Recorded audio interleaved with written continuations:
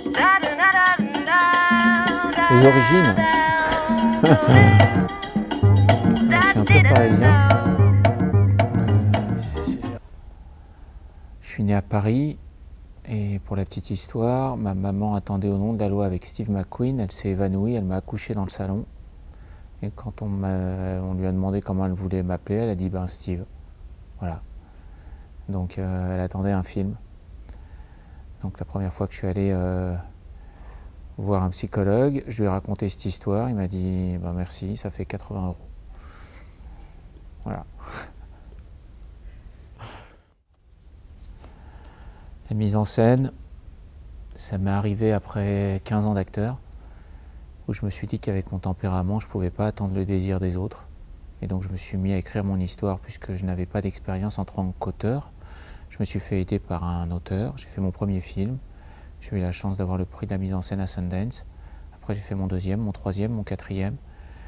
Et je me suis dit qu'il serait sain et artistiquement super intéressant d'alterner entre théâtre, cinéma, opéra, si je le pouvais, et télévision. Et c'est ce que j'essaye de faire tout le temps, en me disant que j'ai envie de choisir des belles histoires avec des acteurs que je respecte et que j'aime. Voilà. Théâtre, je m'y sens de mieux en mieux. J'ai le sentiment qu'il y a plein de choses à faire. J'ai le sentiment qu'il y a un boulevard de création parce que le public change, parce que la façon de raconter les histoires aussi. Et qu'il y a un super défi d'amener au théâtre des gens comme moi qui, avant très longtemps, n'y sont jamais allés, tout simplement parce qu'ils avaient peur de se faire chier.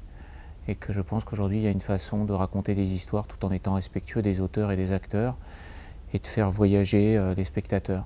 Voilà. Et donc ça m'intéresse. Parce que c'est du live, parce que c'est du vivant, parce que ça peut se faire sur l'envie, et parce que ça peut se faire avec 2 acteurs et un morceau de décor, comme ça peut se faire avec 15 acteurs et 15 décors, et ça peut se faire vite. Voilà.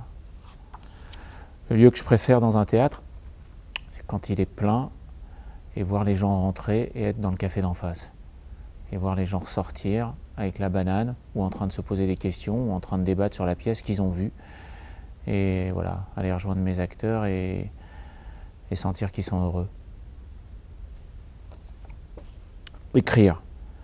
J'ai quitté l'école à une machine à écrire. J'ai quitté l'école à 15 ans et demi. Je suis un autodidacte total.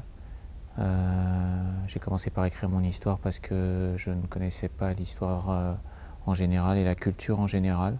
J'ai l'impression de m'être un peu rattrapé. Et voilà. Mais c'est un métier formidable, écrivain.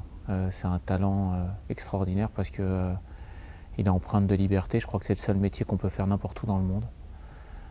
Et on peut juste l'envoyer en un coup de clic. Donc c'est assez magique.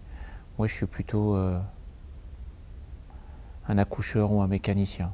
C'est-à-dire que je prends un texte que j'adore et je vais tout faire pour lui donner un point de vue. Je vais tout faire pour le mettre en valeur.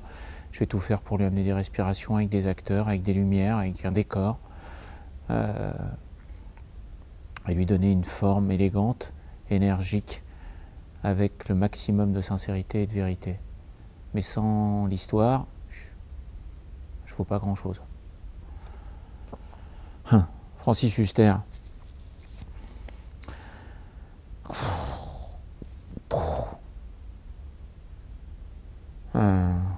30 ans d'amitié. Le premier mec qui m'a donné la main quand je déchargeais des frigos de carcasses de viande.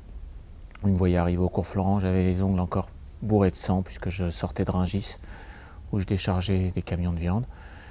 Et il m'a fait confiance, il a eu confiance en moi. Et à chaque fois que j'ai un rôle pour lui, j'essaye de lui rendre. Voilà. Waouh! Ah ben dis donc. Le faubourg où je suis né, Faubourg Montmartre, juste après l'immeuble qui tourne, au 17. C'est toute mon enfance. C'était un mélange en 70 de toutes les populations, juifs, arabes, italiens, français, noirs, gitans. Toute la voyoucratie du monde était là. Les frères Zemmour, les postiches. J'avais 12-15 ans, j'habitais un 12 mètres carrés avec mes parents.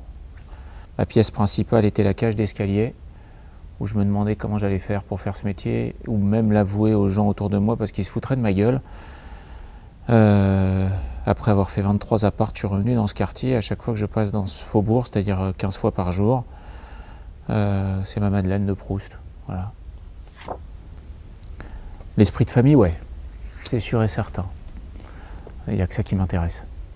Voilà. Quand je tombe sur quelqu'un que j'aime, je l'aime. Voilà. Je triche pas avec ça.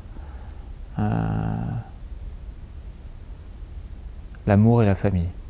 Et la famille, c'est l'amitié, c'est les rencontres, c'est celles qu'on se fait. Et voilà, c'est quelque chose de plus important que tout pour moi.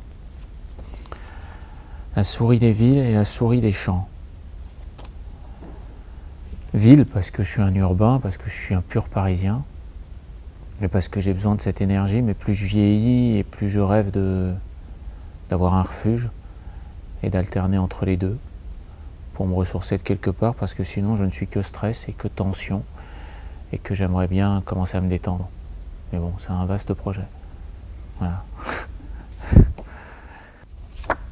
Mes rituels, plein. Lever très tôt, prendre des décisions à jeun, voir le jour qui se lève, lire mes psaumes, méditer, penser aux gens que j'aime, aller boire mon café au café du coin, et pas jeter l'éponge et pas renoncer. Voilà, c'est quoi mes rituels. Et quand la journée se termine, je lève la tête et je parle de ma journée, en me demandant ce que j'aurais pu mieux faire, ce que j'ai mal fait, et en faisant tout pour faire le mieux que je peux. Voilà. Ben voilà.